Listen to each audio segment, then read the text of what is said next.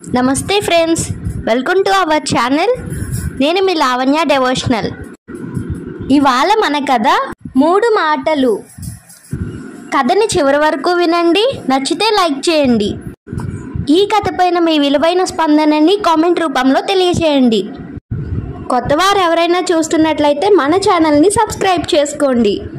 ఒక బోయవాడు అడవిలో నూకలు చల్లి వల పన్ని ప్రక్కనున్న చెట్టు వెనుక దాక్కున్నాడు.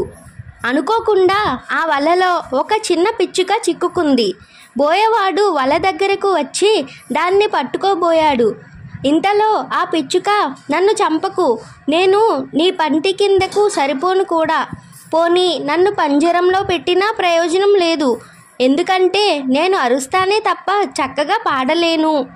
నువ్వు నన్ను వదిలిపెట్టినట్లయితే నీకు 3 మంచి సలహాలు ఇస్తాను.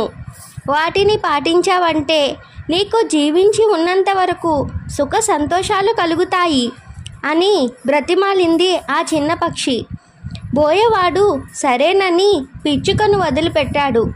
అది ఇలా చెప్పింది: నీకు నమ్మకం కలగని మాటలను ఏనాడు వినకు.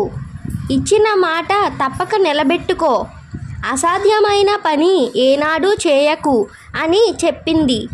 ఆ మాటలు విని బోయవాడు ఫక్కున నవ్వి, నువ్వు చెప్పిన దాంట్లో కొత్తేముంది? ఇవి నాకెప్పుడో తెలుసు.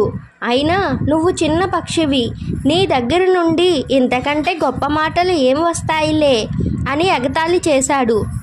మిత్రుడా, నావి పనికి మాలిన మాటలా? అంది పక్షి చెట్టు కొమ్మ మీద వాలుతూ. అవును, ముమ్మాటికి పిచ్చి మాటలే అన్నాడు బోయవాడు. తెలివి తక్కువవాడా, నేను నీకు కనిపించినంత చిన్నదాన్నే గాని నా గుండెలో ఒక వజ్రం ఉంది. నన్ను ఇంటికి తీసుకువెళ్ళి కోసుకున్నట్లయితే ఆ వజ్రం నీకు దొరికేది. నీవు దాంతో ధనవంతుడు అయ్యేవాడివి అన్నది. ఈ మాటలు విని, చూసుకో, నిన్ను ఇప్పుడే పట్టుకుంటాను అంటూ చెట్టు ఎక్కబోయి కింద పడ్డాడు. పక్షి ఫక్కున నవ్వింది. నా మాటల్లో విలువ లేదన్నావు.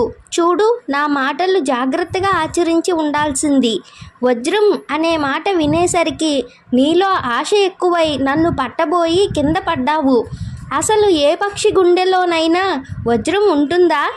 ముందు వెనుక ఆలోచించకుండా నా మాటలను ఎలా నమ్మావో. నన్ను వదిలిపెడతానని మాట ఇచ్చి తప్పావు. చెట్టు ఎక్కి నన్ను పట్టుకోవడం అసాధ్యం అని తెలిసి కూడా ప్రయత్నం చేసి క్రింద పడ్డావు.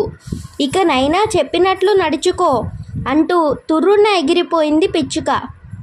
దిగులుగా ఇంటి ముఖం పట్టాడు బోయవాడు. ఇదండి ఈరోజు కథ.